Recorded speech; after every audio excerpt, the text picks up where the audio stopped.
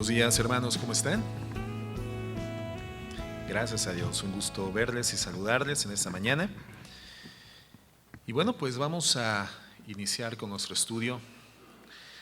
Recordarán que la semana pasada estudiamos el inicio de una historia que el Señor Jesucristo nos ofrece en Lucas 12, el Evangelio de Lucas, capítulo 12. Si quieren podemos ir aproximándonos a esa escritura porque vamos a continuar versando sobre la continuación de la historia que iniciamos viendo la semana pasada.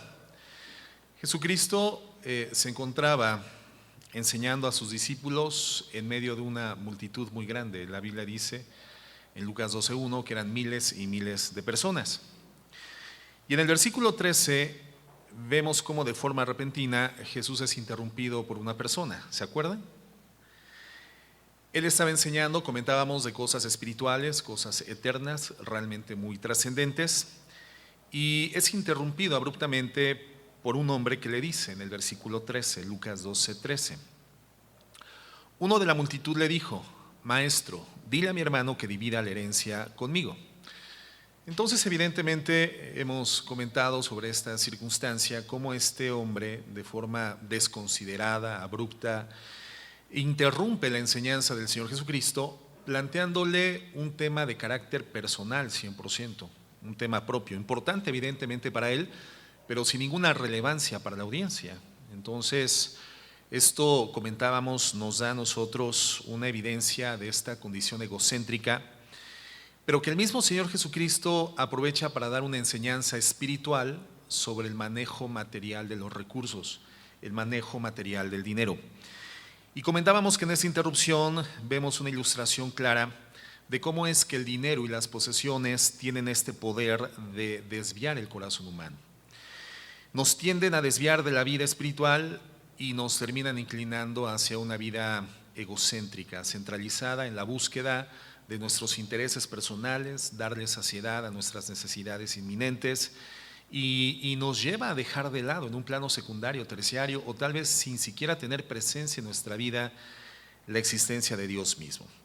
¿Cuál es la reacción de Jesucristo? En el verso 14, Él dice: hombre, ¿quién me ha puesto a mí por juez o árbitro sobre vosotros? ¿Verdad? Entonces comentábamos que Jesucristo se desmarca de esta problemática familiar, Él no se involucra con esta circunstancia. Sin embargo, da oportunidad para que el Señor comienza a hablar a toda la audiencia sobre otro tema espiritual trascendente, que es lo que ya comentábamos, el uso correcto de los recursos y la valoración correcta en el corazón del hombre sobre la importancia de los bienes materiales. Y el verso 15 dice así: y les dijo: estad atentos y guardaos de toda forma de avaricia, porque aun cuando alguien tenga abundancia, su vida no consiste en sus bienes. Recordamos la enseñanza, ¿verdad, hermanos?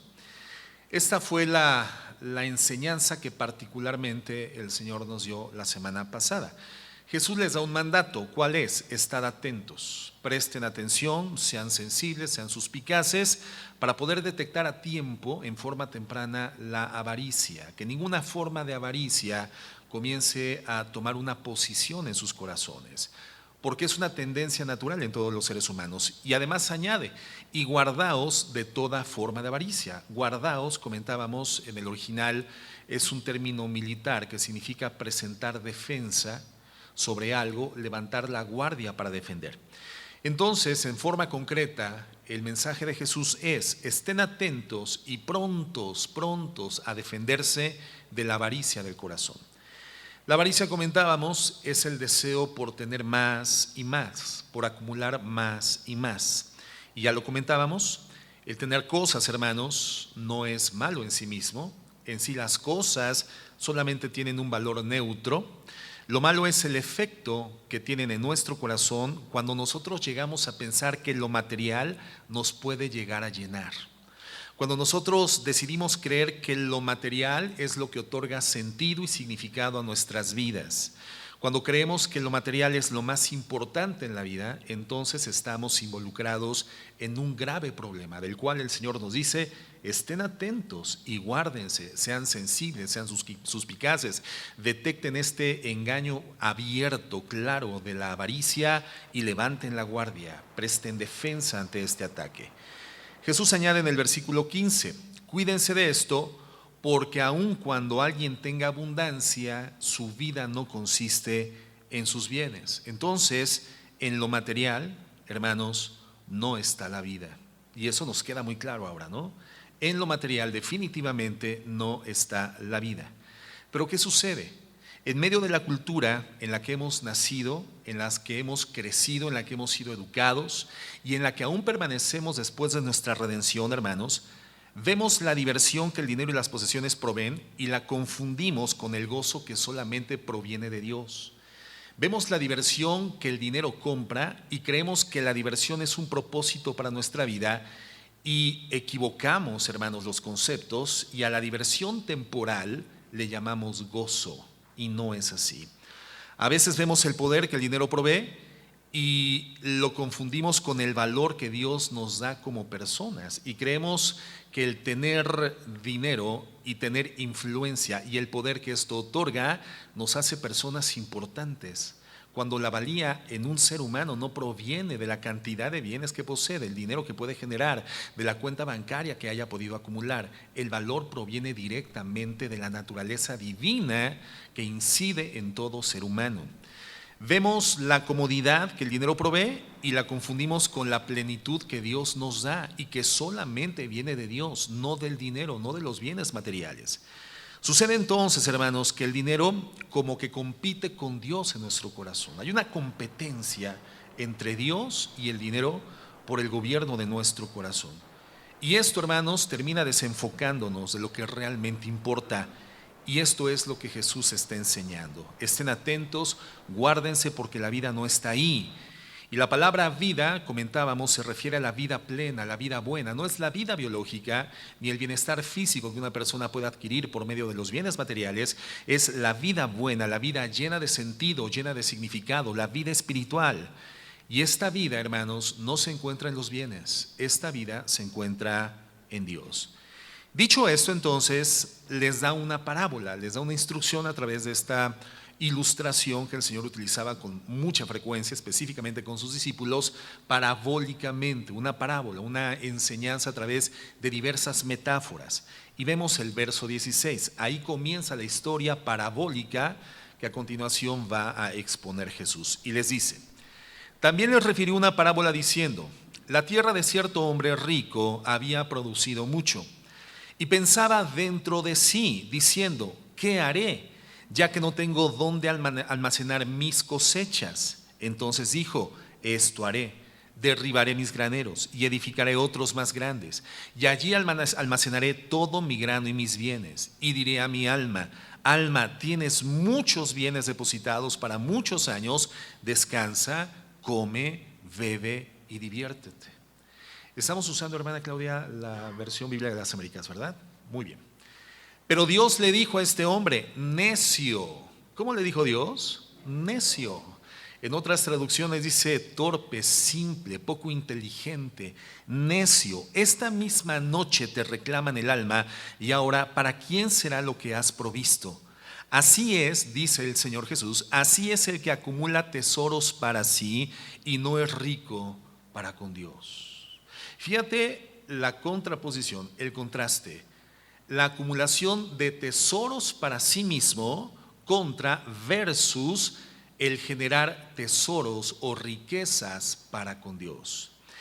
El versículo 21 es, digamos, una especie de conclusión de la enseñanza que Jesús inicia en el versículo 15. ¿Por qué? En el versículo 15 Jesús dice, la vida no está en la abundancia de los bienes que posees.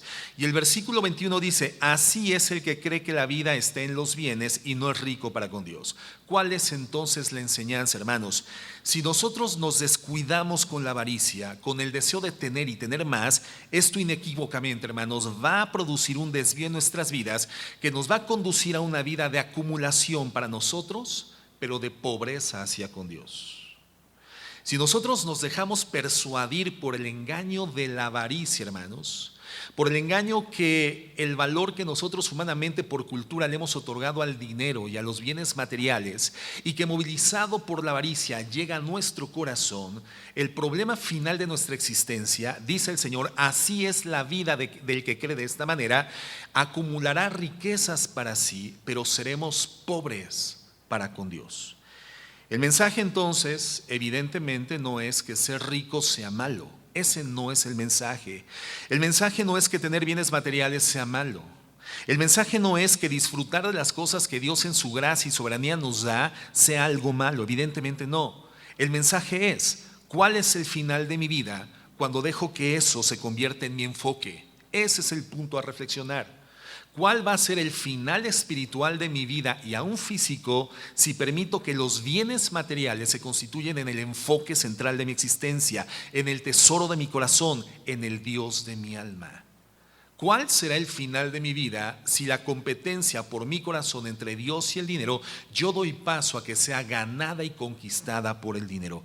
Y Jesús nos expone precisamente este principio en Mateo 6:24.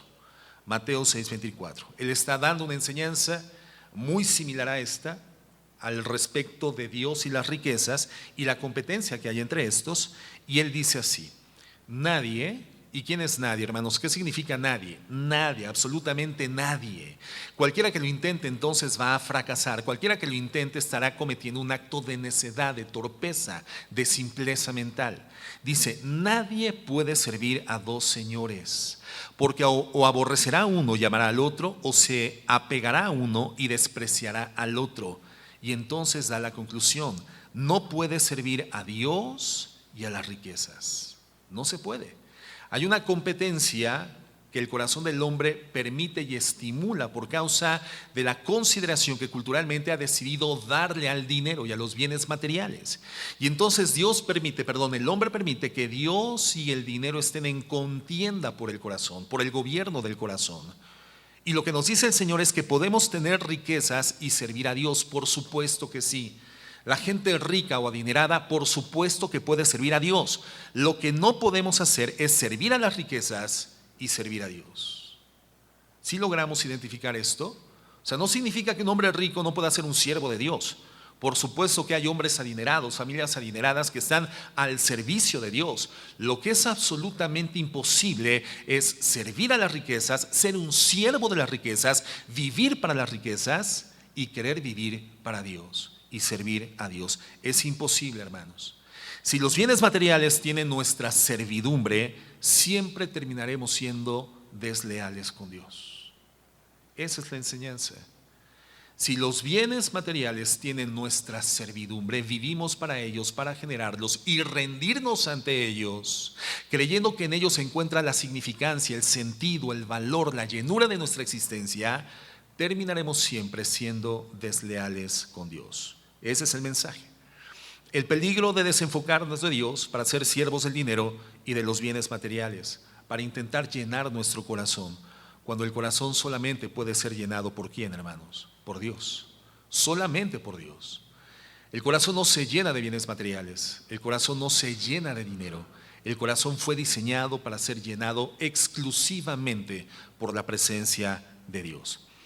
¿Qué fue lo que le pasó al personaje de la parábola que le llevó a un desvío tan radical, tan catastrófico? Bueno, hay que verlo porque evidentemente, hermanos, todos nos encontramos expuestos a este desvío, y cuando la avaricia comienza a tomar una posición y además gradualmente progresiva en nuestro corazón, nos encontramos en la misma circunstancia como un peligro latente. Bueno, en primer lugar, lo primero que vemos es lo siguiente. Vamos al verso 16, por favor. Lucas 12:16. ¿Cuáles fueron los equívocos, los errores, los desvíos? ¿Cuál fue el punto de partida hacia una desviación tan grande en la que incide finalmente el personaje de esta parábola? En primer lugar, verso 16. También les refirió una parábola diciendo: la tierra de cierto hombre rico había producido mucho. La tierra de cierto hombre rico había producido mucho. Lo primero que esta persona no considera, hermanos, es que Dios, y solamente Dios, es el dador de todo lo que se tiene y de todo lo que podemos poseer. Dios es el dador de todas las cosas. Contrario a lo que sucede en el mundo, donde el que mucho tiene se enorgullece, donde el que tiene mucho literalmente termina con la cabeza llena de humo. Bíblicamente, hermanos, la riqueza tendría que llevarnos a la humildad y a la gratitud, y no al orgullo, como típicamente sí sucede en el mundo. En el mundo la riqueza, en el corazón del hombre, le lleva a generar un concepto más alto de sí mismo que el que realmente tiene. El dinero hace que la gente se sienta importante, con un significado y un sentido por encima de la generalidad.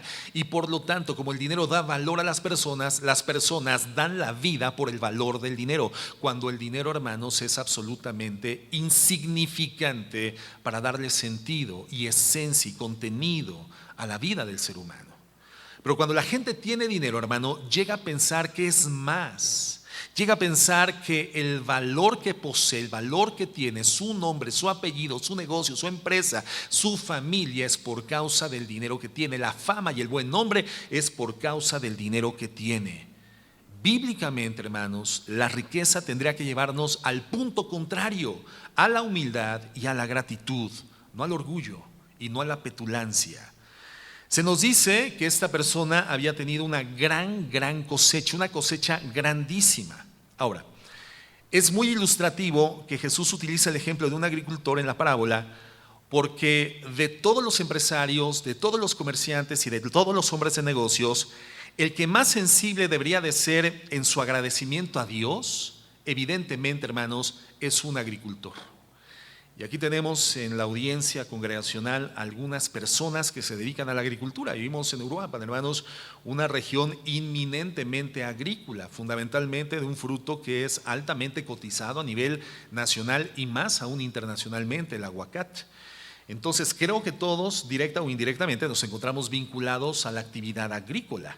Si no tienes una huerta, hermano, bueno, cuando menos compras aguacates y los comes, ¿cierto o no? Entonces todos estamos vinculados a la actividad agrícola. ¿Por qué es muy ilustrativo, hermano? ¿Y por qué digo que el agricultor es una persona que se encuentra altamente sensible, o al menos así debería de ser, de la gracia de Dios? Bueno, porque la agricultura es una actividad que te lleva a estar conectado cotidianamente de forma extraordinaria con la gracia maravillosa de Dios. ¿Por qué? Porque si llueve mucho, se daña la cosecha. Si no llueve todo lo que tendría que llover, se daña la cosecha. Si llega una plaga, un gusano, se daña la cosecha. Si otros producen tanto como tú, se cae el precio de la cosecha. Por otra parte, ¿quién ha ordenado que la semilla germine y produzca según su especie? Dios, hermanos, solamente Dios. Entonces vemos que no es casualidad que Jesús usara la ilustración de un agricultor, porque el agricultor tiene ese contacto diario muy cercano con la gracia de Dios, literalmente sensible de su absoluta y total dependencia de Dios. Es Dios, hermanos, entonces quien bendice, es Dios quien da todas las cosas. Y una de las formas en que las riquezas nos engañan y nos seducen y la avaricia gana terreno en nuestros corazones es cuando pensamos que lo que tenemos es por nuestra habilidad, por nuestra destreza, por nuestra capacidad, por nuestro conocimiento o por lo que nosotros hábilmente hemos logrado generar, acaudalar, acumular o retener. La persona que se siente autorrealizada, hermano, siempre va a terminar enorgullecida. La persona que cree que se ha hecho a sí misma, que por su esfuerzo, mérito, habilidad, inteligencia, destreza, cultura, conocimiento o experiencia se ha constituido materialmente a sí misma, es una persona que siempre va a terminar emancipándose de la autoridad de Dios. Una persona que siempre terminará siendo una orgullosa, una persona petulante y engreída.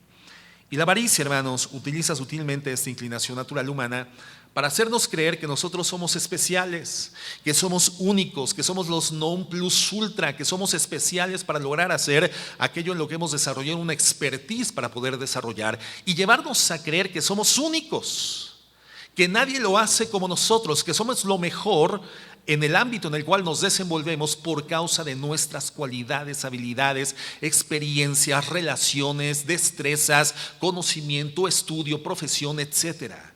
La avaricia utiliza esa herramienta falaz para llevarnos equivocadamente a esta convicción. Fíjate lo que dice Proverbios 28:11, por favor. Proverbios 28:11. Dice así: el hombre rico es sabio en su propia opinión. ¿Te das cuenta? Esta es la condición humana. El corazón humano, como lo dice un predicador, no fue creado para crecer y llegar al éxito sin Dios. Cuando el hombre se disocia de su conciencia de la gracia proveedora de Dios y crece económicamente, llega a este punto del proverbio: el rico cree que lo sabe todo, cree que se la sabe de todas, que nadie tiene nada que enseñarle, que tiene toda la expertise y que todo lo que ha generado es por causa de su habilidad. El rico es sabio en su propia opinión. Entonces, cuando alguien piensa que se hizo a sí mismo, evidentemente la circunstancia derivada inmediata es una independencia de Dios. El dinero le hace pensar que es más, es mucho más de lo que realmente es. Y hermano, tú y yo y toda la humanidad somos simplemente receptores de la bondad de Dios. Eso es lo que somos. Simplemente receptores de la gracia, de la benevolencia, de la bondad, de la paciencia, del amor de Dios, la cual se manifiesta cotidianamente a través de la proveeduría de recursos materiales para nuestra subsistencia. Pero solamente somos eso, receptores de su gracia. Por eso comentaba, hermanos, que la riqueza tendría que conducirnos a la humildad y a la gratitud, más que a la petulancia, al orgullo y al engreimiento. La riqueza, los recursos, los bienes materiales, aquello que nos es provisto cotidianamente para la subsistencia, en la medida en la que esto progrese o crezca, más tendría que derivar la inclinación de nuestro corazón a la humildad y a una conducta de gratitud. Fíjate lo que Dios le dice a Israel, hermanos, en Deuteronomio 8:17, en el Antiguo Testamento. Deuteronomio 8:17, una advertencia importantísima que tiene un eco, una reverberancia que nos alcanza, por supuesto, a nosotros. Dice así: no sea que digas en tu corazón.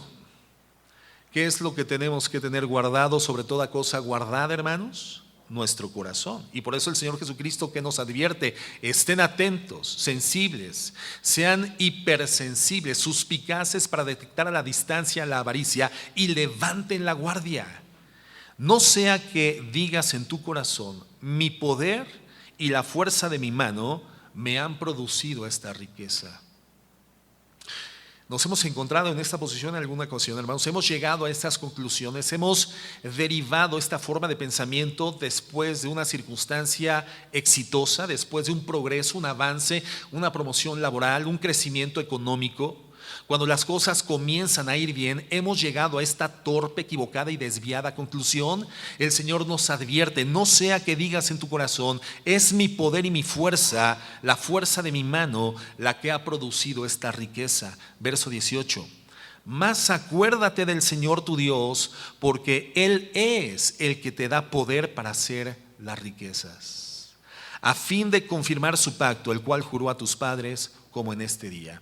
Entonces, hermano, el pecado, evidentemente el pecado, esta condición caída, esta condición que se inclina continuamente al egocentrismo, es la que nos lleva a pensar que el logro material es el fruto de nuestro propio esfuerzo, de nuestra propia capacidad y solamente de nuestra propia habilidad.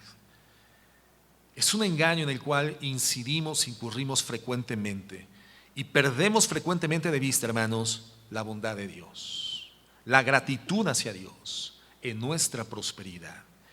Y eso es parte de lo que la avaricia usa precisamente para desviarnos de Dios y desenfocarnos del Señor. Pablo, el apóstol Pablo, a los corintios los confronta igualmente con esa circunstancia, porque ellos habían incidido en una condición de enorgullecimiento del corazón. Y fíjate lo que les dice en 1 Corintios 4:7. 1 Corintios 4:7. Claramente, de forma llana, en forma abierta, con total transparencia, deja las cosas en claro. Dice así: porque ¿quién te distingue? ¿O por qué te sientes distinguido entre los demás? ¿Por qué identificas elementos que te llevan a considerar falazmente, equivocadamente, que tienes un nivel de superioridad por encima de los demás? Porque una distinción es algo que hace que una persona reciba un trato preferencial. ¿O es algo que genera en el corazón de una persona la idea de que tiene que ser tratado de una forma especial, de una forma específica, por encima del tratamiento generalizado? Eso es una distinción. Cuando decimos culturalmente esa persona es muy distinguida, estamos diciendo que es una persona especial en relación a la generalidad humana. Y esa es una valoración equivocada, hermanos, que frecuentemente aún nosotros hacemos de las personas. Y Pablo, claramente inspirado por el Espíritu Santo, nos dice: ¿quién te distingue? ¿Qué tienes que no hayas recibido? Y si lo recibiste, ¿por qué te jactas como si no lo hubieras recibido? ¿Qué te distingue, hermano? A ver, considerémonos en forma personal ante la exposición de este texto. ¿Qué te distingue? ¿Belleza física? ¿Atributos físicos que consideras se encuentran en una condición más equilibrada que en otros casos, en otras personas, y por lo tanto es tu belleza algo que tendría que ser distinguible entre las demás personas y algo que tendría que atribuirte un trato preferencial? ¿Tu inteligencia? ¿Tu habilidad para hacer negocios? ¿Tu habilidad para generar trabajo, para generar riquezas? ¿Tu capacidad de estudio, tu profesión, tu licenciatura, el avance que tienes en una maestría? ¿Qué te distingue? ¿Qué es aquello que tú consideras para ti mismo te hace diferente y superior a los demás? El Señor nos dice a través del apóstol Pablo: eso que tú crees que te distingue, no lo tienes por mérito, no lo tienes por merecimiento, no lo tienes ni siquiera por tu propia habilidad humana, porque no tienes nada de aquello que te distinga que no hayas recibido de parte de Dios. Por lo tanto, ¿por qué te jactas si no lo hubieses, como si no lo hubieras recibido? Pablo entonces está desafiando a los corintios, hermanos, pero también nos desafía a nosotros a que digamos que, ya sea espiritual, material o intelectual, ¿qué tenemos de todo lo que tenemos que no haya sido producto de la gracia, de la bondad y de la benevolencia de Dios? ¿Qué, hermano? ¿Cómo te gusta que la gente te reconozca? ¿Como el guapo, el atlético, la bonita? ¿Como la de cuerpo bien formado? ¿O como el rico de la colonia? ¿Como el inteligente de la familia? ¿Como el profesionista de la colonia? ¿Cómo te gusta ser distinguido? El Señor dice: en aquellas cosas que nos pueden hacer diferentes pero no superiores, tenemos que recordar que esas diferencias y particularidades que nos hacen únicos e irrepetibles, hermanos, no las tenemos por mérito, las tenemos por la gracia, la bondad, la benevolencia de Dios. ¿Por qué entonces nos jactamos? ¿Qué es lo que habitualmente hace que te jactes? Pregúntate: ¿por qué me jacto? No tienes derecho a jactarte, ninguno de nosotros. Santiago 1:17 lo constata el Espíritu Santo y nos dice: toda buena dádiva. Y cuando la Biblia habla de dádivas, evidentemente hace alusión a las cosas materiales. Las cosas materiales y las cosas naturales: riqueza, bienes, habilidades intelectivas, de raciocinio, talentos artísticos, etcétera. Toda buena dádiva y todo don perfecto, todo lo espiritual, hermano, que hoy nos significa como hijos de Dios. Si tú tienes un don de presidir, un don de hacer misericordia, un don de servicio, si tú tienes un don de dar con liberalidad, si tú tienes ciertos dones espirituales o tienes ciertas dádivas naturales y materiales, no puedes olvidar, no podemos olvidar que toda buena dádiva y todo don perfecto descienden del Padre de las luces, en el cual no hay cambio ni sombra de variación.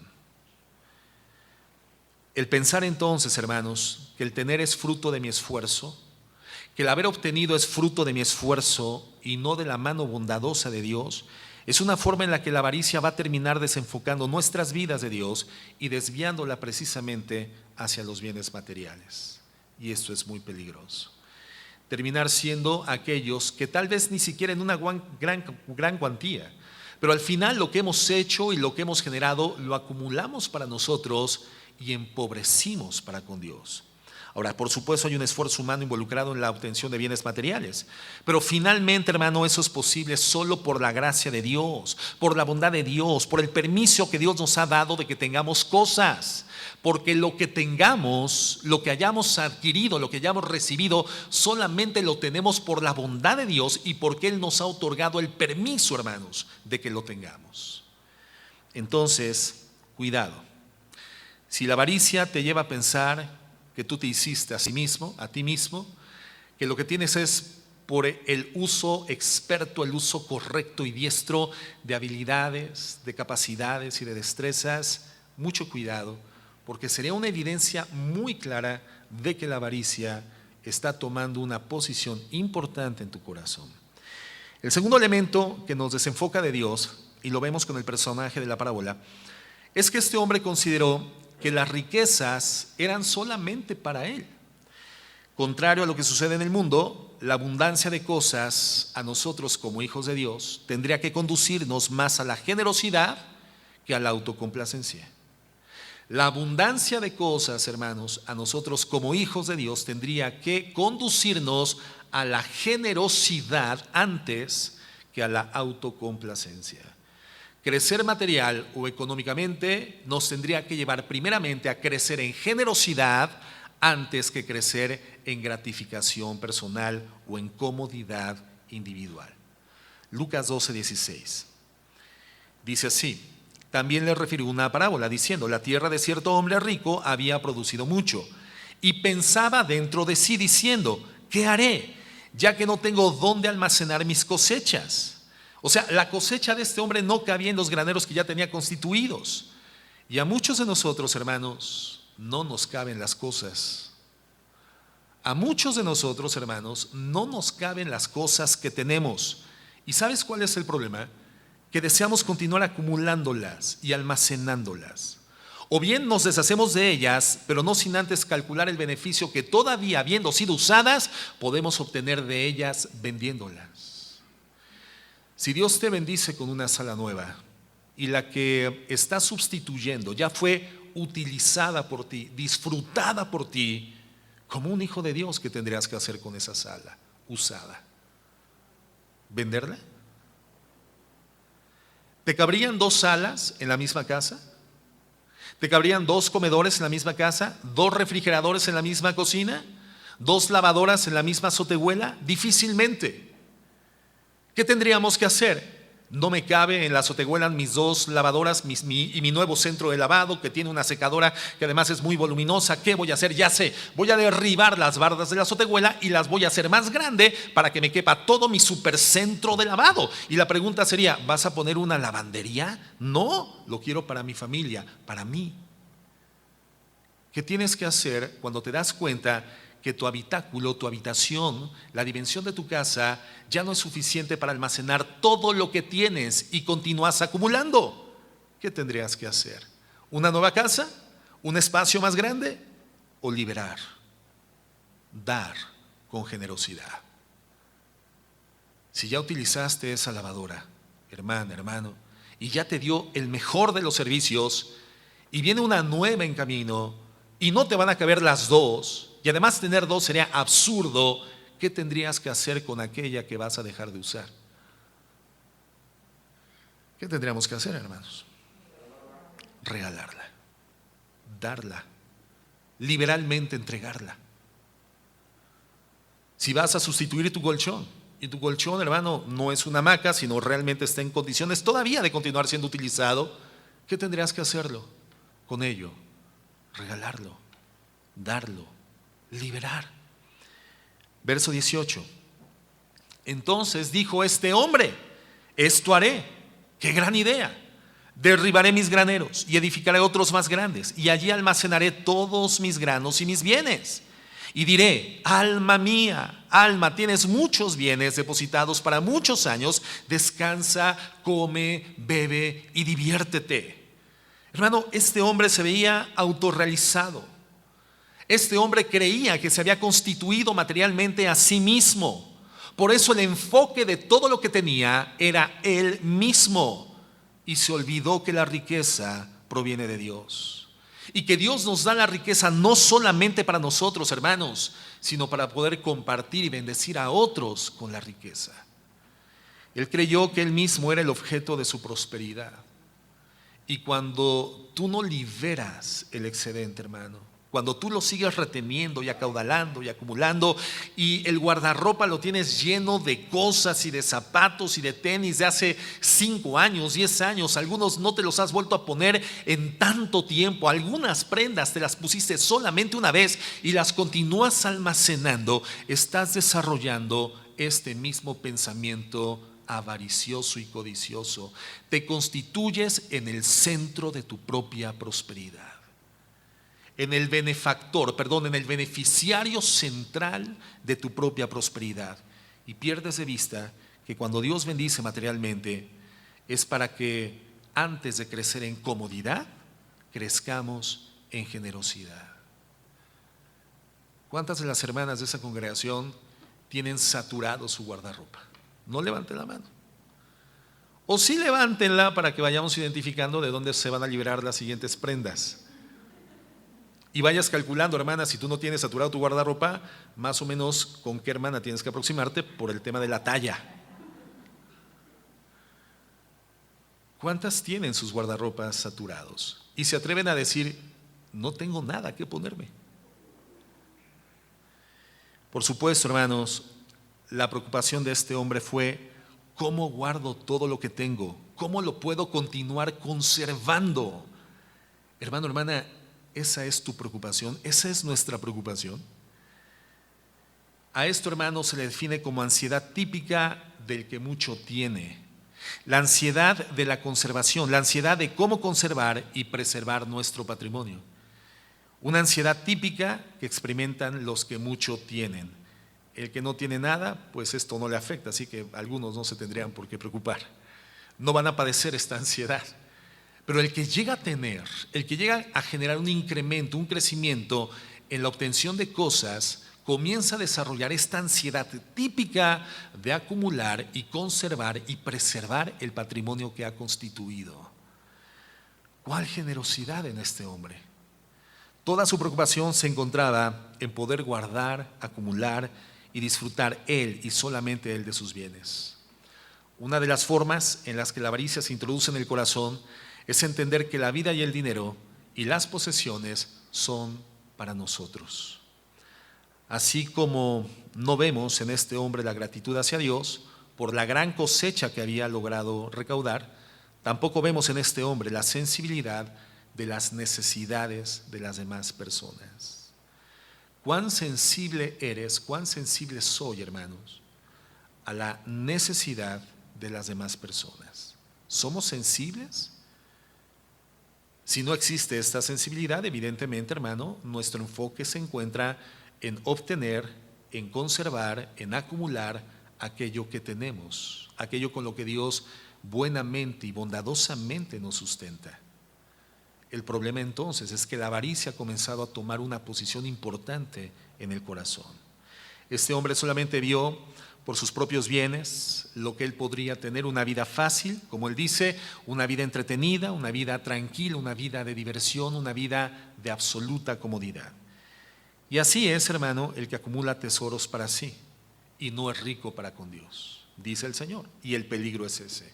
Así es el que es rico acumulando tesoros para sí mismo y no es rico para con Dios.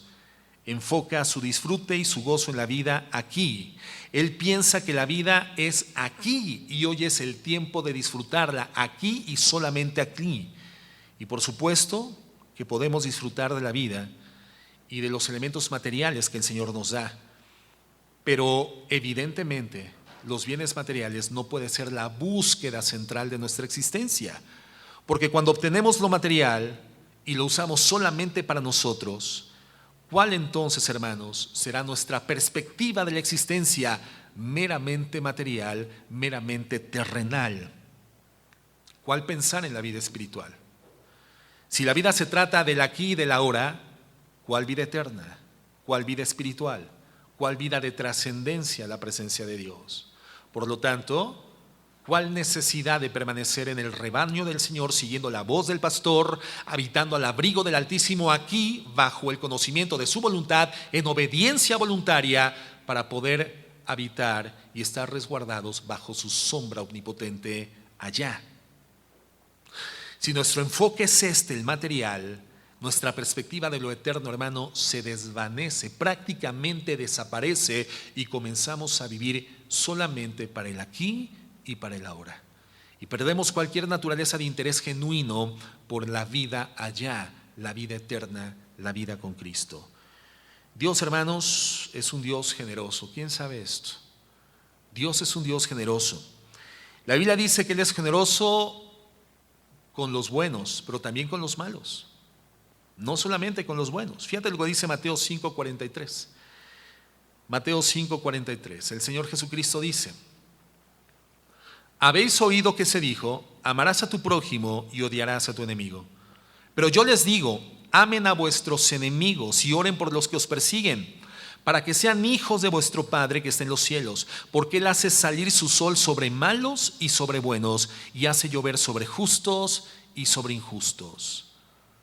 Este planeta, hermanos, en el que vivimos, Dios lo diseñó provisto de tanta riqueza que tenemos miles de años exprimiéndolo, hermano, y aún los recursos del mundo no nos los hemos agotado. Y alguien podría preguntar, entonces, ¿por qué el problema de la pobreza y la miseria en el mundo? ¿Por qué hay tanta gente pobre y miserable en la tierra? Bueno, justamente por esto, no por escasez, sino por la distribución que hace el hombre injustamente cuando detenta los medios de producción o detenta la riqueza. El problema de la pobreza, hermano, no se encuentra en la escasez de recursos, se encuentra en la forma equivocada y ventajosa, avariciosa de la distribución de los recursos a través de aquellos que detentan los medios de producción: empresarios, comerciantes, negociantes, emprendedores, los dueños de los grandes capitales. Tienen el dinero y la riqueza amasada, acumulada, amalgamada solamente para ellos. Mientras unos cuantos cientos de miles hiperricos en el mundo disfrutan de los bienes de la tierra, miles de millones de personas en el globo terráqueo se encuentran sufriendo pobreza y miseria, no por escasez, sino por la avaricia que hay en el corazón. Ahora, este modelo de los hiperricos avariciosos se traduce a una microeconomía en nuestra condición habitual, porque aquí nadie es hijo de Bill Gates, ni sobrino de un mega rico en el mundo, pero en nuestra microeconomía, en la proporción de vida, la avaricia ejerce la misma función y nos lleva a amalgamar, a acaudalar, a resguardar solamente para el beneficio personal. Y esto sucede entre los hijos de Dios. Hermano, Dios no es así. Dios es abundante. Y su mayor acto de abundancia y generosidad fue en la cruz del Calvario, donde Él entrega a su Hijo, la más grande dádiva que le duele profundamente a Dios. Cuando el Señor, hermano, hace la creación, ¿qué le costó a Dios? Solamente mencionar las cosas, y las cosas que Él decía y mencionaba al instante eran efectuadas por el poder de su palabra, por la palabra de su poder. Pero en la cruz del Calvario, hermano, Él entrega algo que duele profundamente a su corazón y al corazón del Hijo. Su mayor acto de generosidad ha sido la cruz. Dios, hermano, es un Dios generoso de principio a fin, en su provisión y en su redención. Sus hijos, nosotros, tendríamos que ser generosos como nuestro Padre que está en los cielos. Tenemos la genética espiritual de Dios. Hemos sido nacidos a una nueva naturaleza, no de voluntad de hombre ni de varón, dice la Escritura, sino por la voluntad de Dios. Hemos nacido a una nueva naturaleza. Por eso la generosidad tendría que ser un factor distintivo. Si algo sí debería de distinguirnos, sería la generosidad. Tendría que ser la generosidad. Generosidad en el original significa abrir la mano, ser de proporciones amplias, que tratemos a los demás con amplitud, porque nosotros, hermanos, hemos sido tratados así por Dios, con generosidad, con amplitud en nuestras vidas, comenzando por el amplísimo perdón que hemos recibido de parte de Él. Una vez que hemos conocido a Jesucristo y somos conscientes de este perdón sin precedentes, tendríamos que reproducir en nuestra conducta habitual la misma generosidad, tanto espiritual como material. Los hijos de Dios, ¿cuántos hijos de Dios hay aquí? Levanten su mano, por favor. Gracias a Dios. Bueno, los hijos de Dios estamos llamados a ser generosos, intencionalmente generosos, gozosamente generosos. Desplazar, dar, compartir abundante, ampliamente nuestros recursos materiales. A eso somos llamados. Si tú piensas que tú te hiciste a ti mismo, bueno, lamentablemente también creerás que tienes el legítimo derecho de conservar para tu uso personal lo que has obtenido. Pero cuando entendemos que Dios nos lo dio todo, somos entonces inclinados a compartir lo que tenemos, porque hemos sido receptores de un acto de generosidad sin precedentes. Y entonces es cuando comenzamos a abrir nuestras manos con una gran motivación, con generosidad y de forma intencional. Intencionalmente y gozosamente generosos, no residualmente generosos, hermanos. ¿Qué significa residualmente generosos? Que damos lo que nos sobra. Que damos solo si podemos dar. Y generalmente no buscamos a quién podemos darle. Si no se nos pide, no damos. Primera de Timoteo 6:17. Fíjate la instrucción que el Señor nos da a través de Pablo. Primera de Timoteo 6:17. A los ricos en este mundo. Ahora, quiero recordarte que rico escrituralmente no es una persona que tiene grandes cantidades de recursos acaudalados. Riqueza es una persona que ha logrado con sus bienes suplir sus necesidades elementales necesarias, algo más, y todavía tiene un excedente. Por lo tanto, la mayoría de nosotros, si manejamos ciertos niveles de excedentes en nuestra economía, en nuestro esquema de bienes materiales, entonces somos ricos. Si tú tienes un excedente, significa que ese excedente se encuentra disponible para ser administrado y suministrado para alguien más. Por eso dice, a los ricos en este mundo, enséñales que no sean altaneros ni pongan su esperanza en la incertidumbre de las riquezas, sino en Dios, el cual nos da abundantemente todas las cosas para que las disfrutemos. Enséñales que hagan bien, que sean ricos en buenas obras, generosos y prontos en compartir. ¿Tienes excedentes, hermano? ¿Qué tendrías que hacer de acuerdo a la Biblia?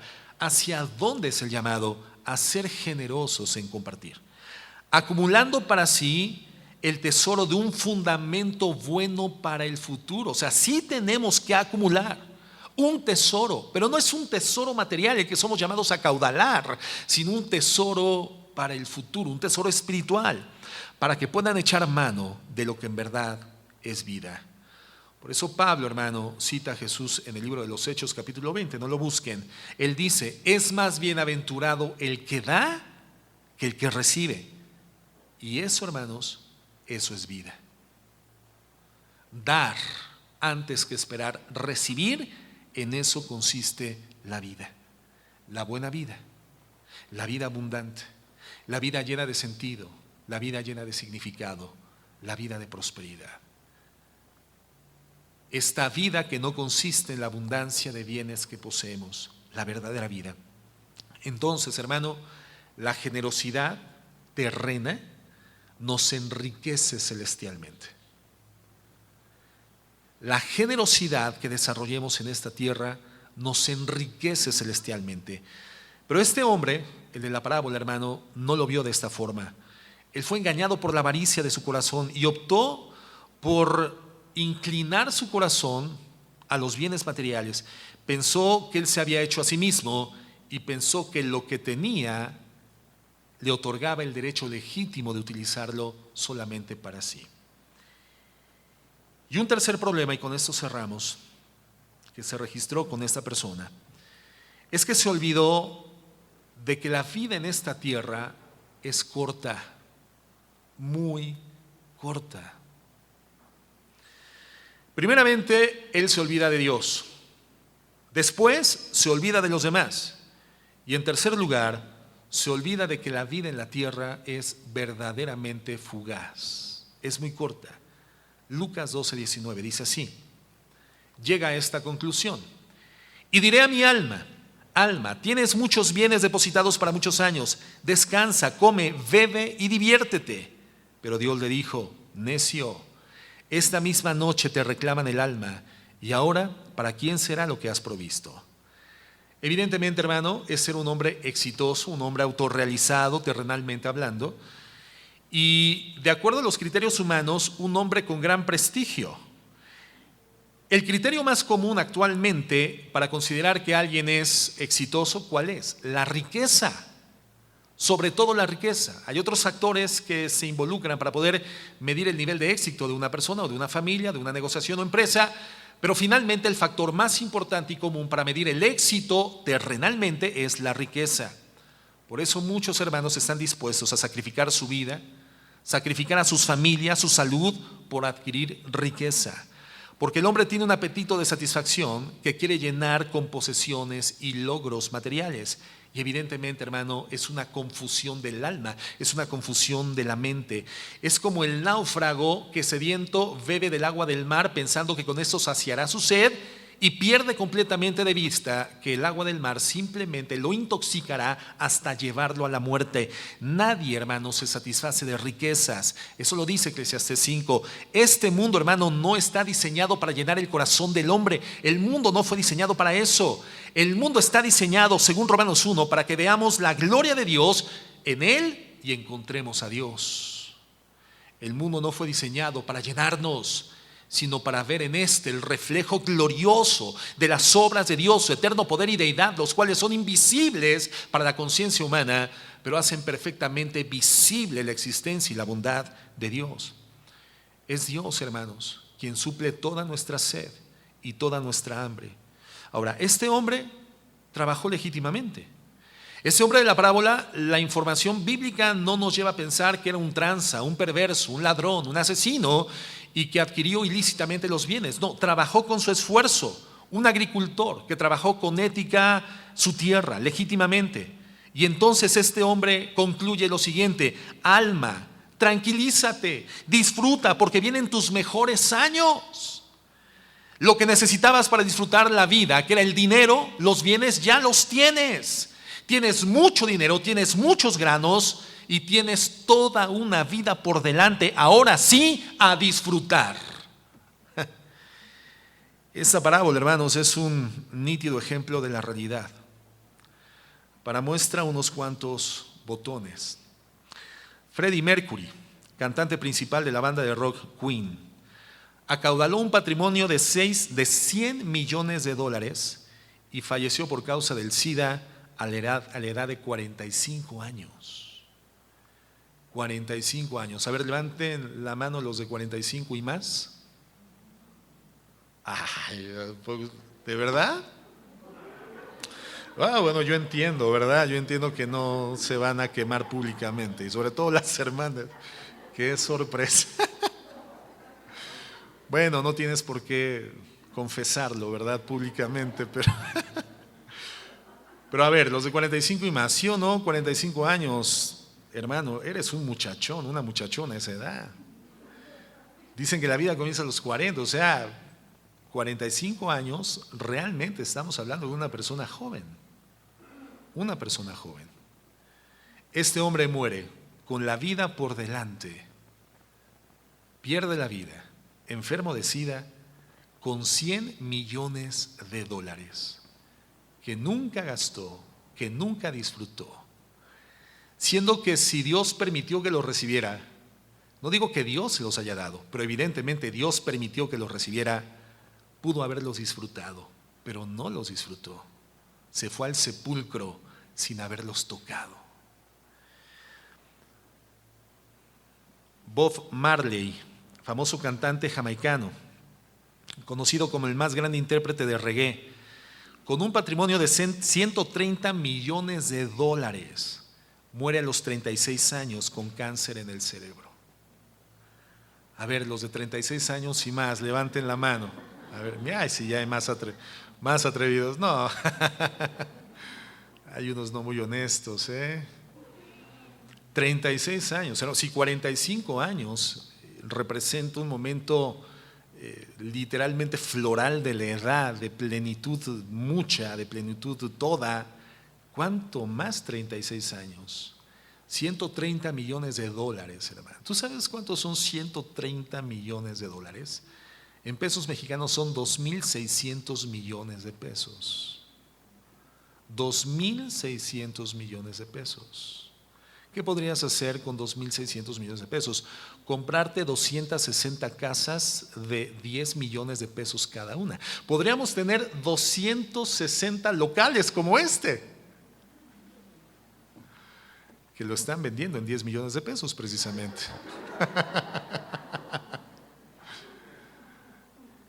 2.600 millones de pesos que no tocó, que no disfrutó y que no gastó. Y que seguramente cuando revisaba sus cuentas bancarias y sus bienes patrimoniales decía y concluía: alma, tienes toda la vida al frente para disfrutar tu riqueza. Jimi Hendrix, considerado como uno de los guitarristas más influyentes de la historia del rock, en solo 4 años de carrera amasó una fortuna de 175 millones de dólares y murió a la edad de 27 años de edad. Ahora sí todos van a levantar la mano. ¿Quién tiene 27 años o más? ¿De verdad? Oh, wow.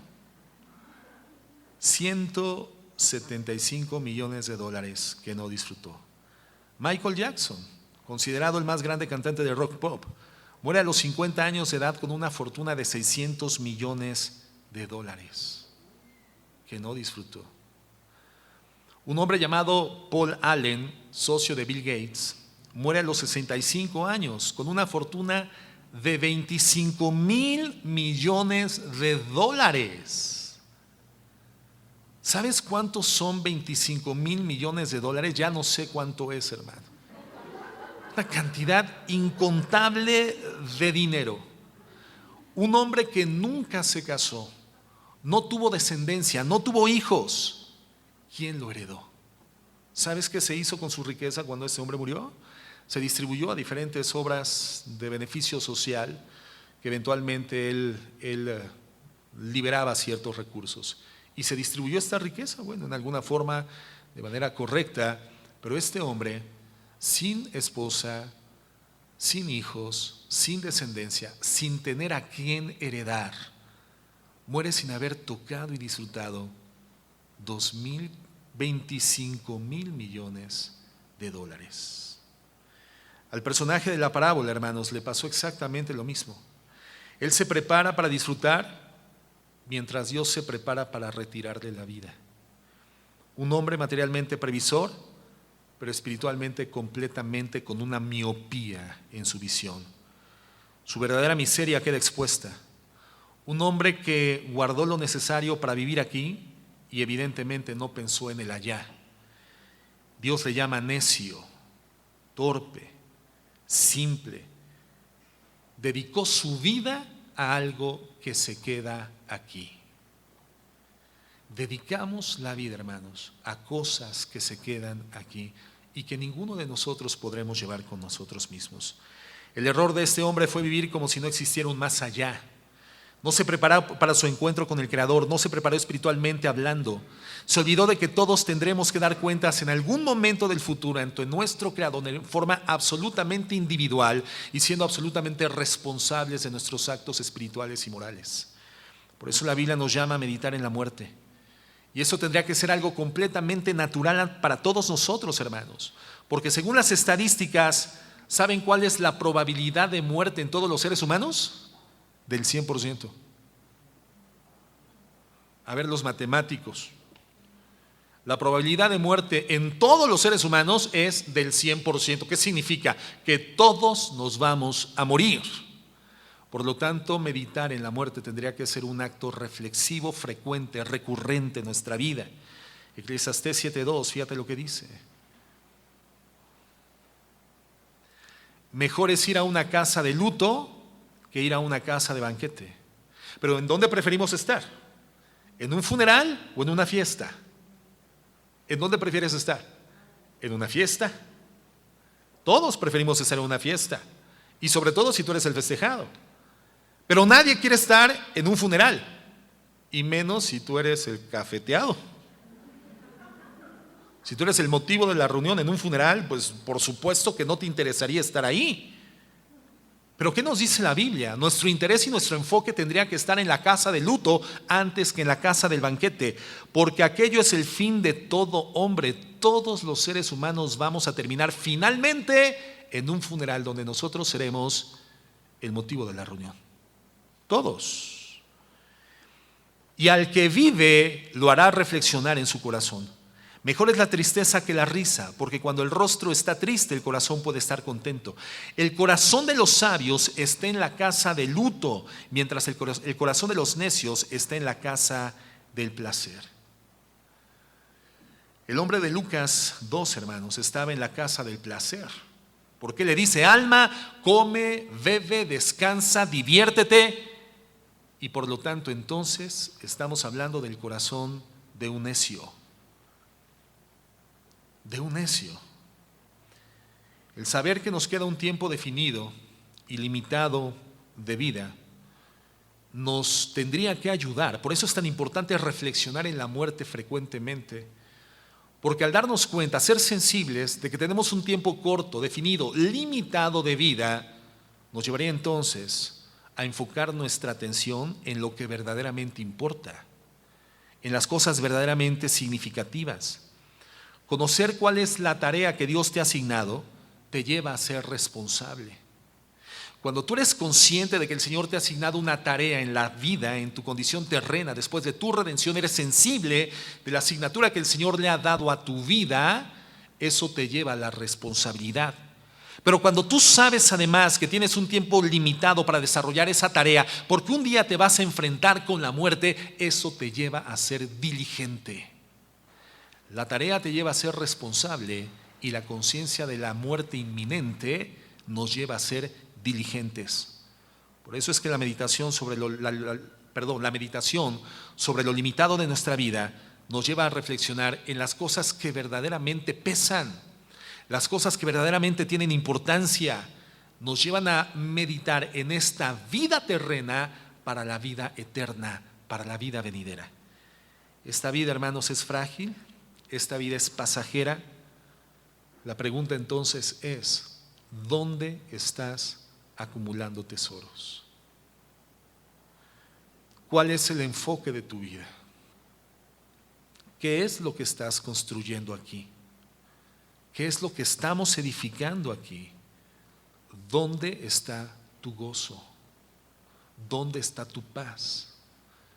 ¿Dónde está el significado y el sentido para tu vida? Esas son las preguntas que no se hizo el personaje de la parábola que el Señor refiere a razón de la circunstancia que plantea este hombre que irrumpe arbitrariamente en la enseñanza eterna y espiritual del Señor Jesucristo. Si tenemos lo material, hermano, qué bueno. Si Dios nos ha dado la autorización para tener bienes materiales, aún para tener riqueza, qué bueno. Seamos dedicados, seamos trabajadores, seamos buenos mayordomos de esos bienes que sabemos que no son nuestros, son de Dios, porque a esto nos llama la Biblia, aún a disfrutarlos, pero que tu corazón no esté ahí, que nuestro corazón no se enfoque en eso, que tu seguridad no se encuentre en lo que tienes, que tu esperanza no se encuentre en lo que has logrado ganar. Ese es el mensaje. Que tu gratitud sea constante.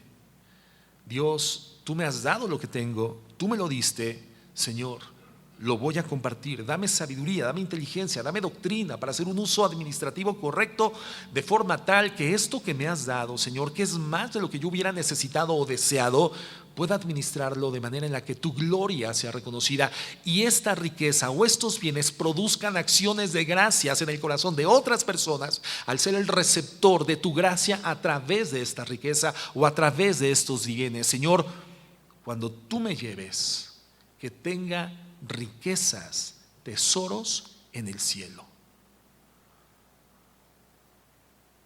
Cuando yo esté en tu presencia, que pueda haber también tesoros en el cielo.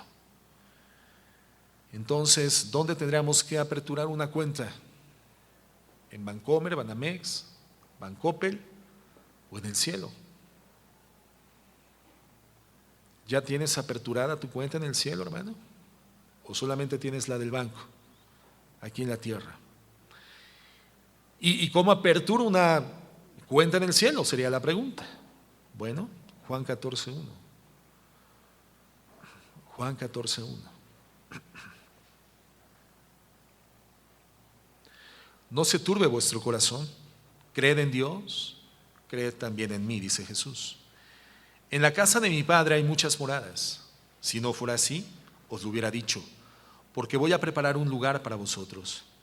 Y si me voy y preparo un lugar para vosotros, vendré otra vez, dice el Señor, y os tomaré conmigo para donde quiera que yo estoy, allí estéis también vosotros. Y conocéis el camino, a dónde voy. Tomás le dijo: Señor, si no sabemos a dónde vas, ¿cómo vamos a conocer el camino? Parecería lógica la pregunta de Tomás. Jesús le dijo: Tomás, yo soy el camino y la verdad y la vida. Nadie viene al Padre sino por mí. ¿Qué significa esto, hermanos? Que no necesitamos haber visto al cielo o haber estado en el cielo. Conocemos a Cristo y Él es el camino. El pastor del rebaño que está conduciendo tu vida a la casa de su Padre, en la que quiere hacerte morar por largos días.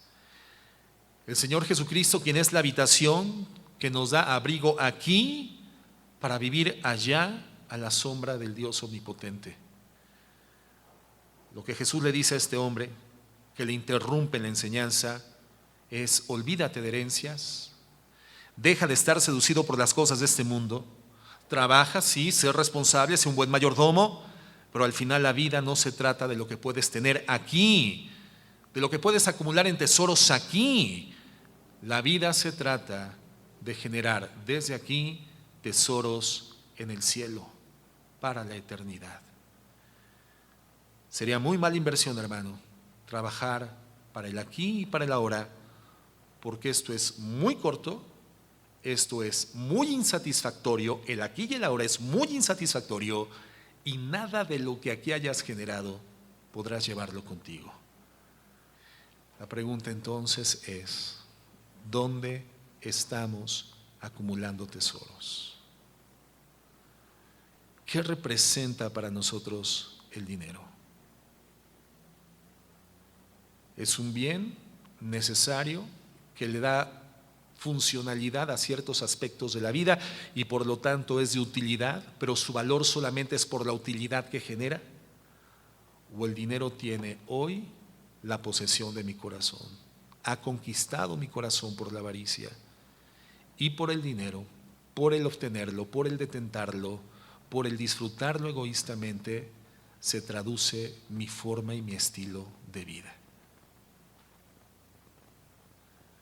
Estad atentos y guardaos de toda forma de avaricia, porque así es el hombre que vive acumulando tesoros para sí mismo y es pobre para con Dios. El dinero, una vez más te lo digo, hermano, no es para tenerlo en el corazón.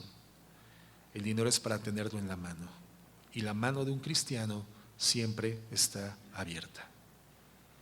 Es generosa, intencionalmente generosa, gozosamente generosa. Hermano, tú no trabajas para vivir, Dios ya te dio una vida. Vivimos para Dios, buscando primeramente el reino de Dios, siendo lo único que debemos de buscar el reino de Dios, porque lo demás es añadidura por su gracia. ¿Dónde estás acumulando tesoros? Vamos a orar.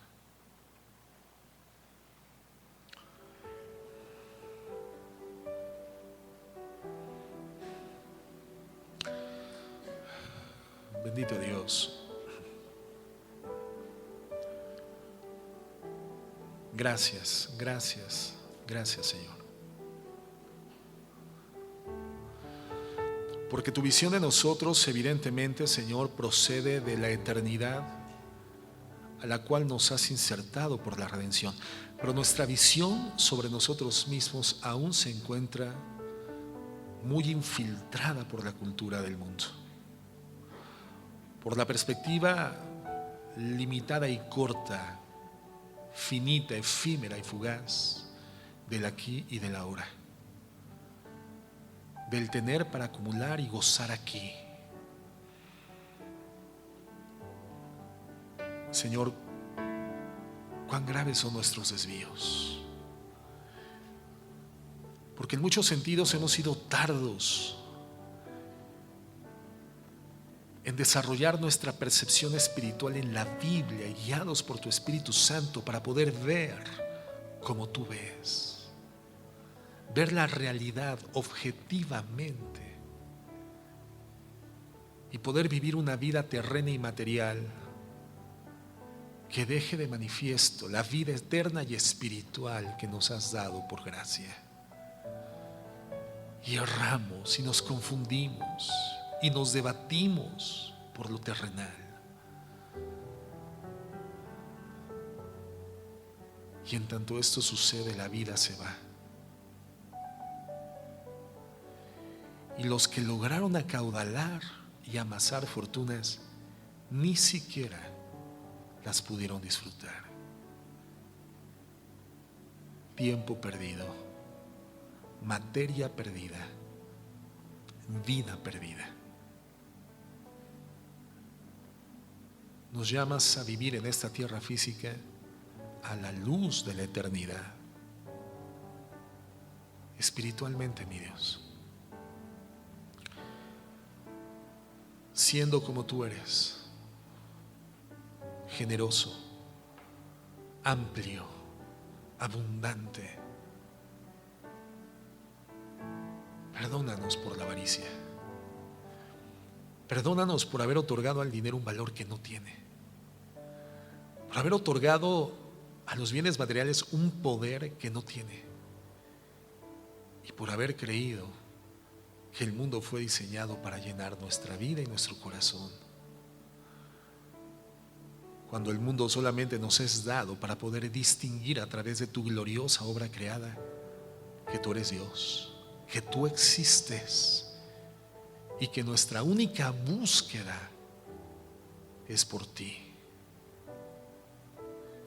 Si tú existes, de lo cual nos das testimonio por la creación, entonces te hemos de buscar a ti y solo a ti. Lo demás, mi Dios, simplemente es una añadidura de tu gracia y de tu bondad. Nada tenemos que no hayamos recibido. De nada podríamos jactarnos y nada podremos llevarnos.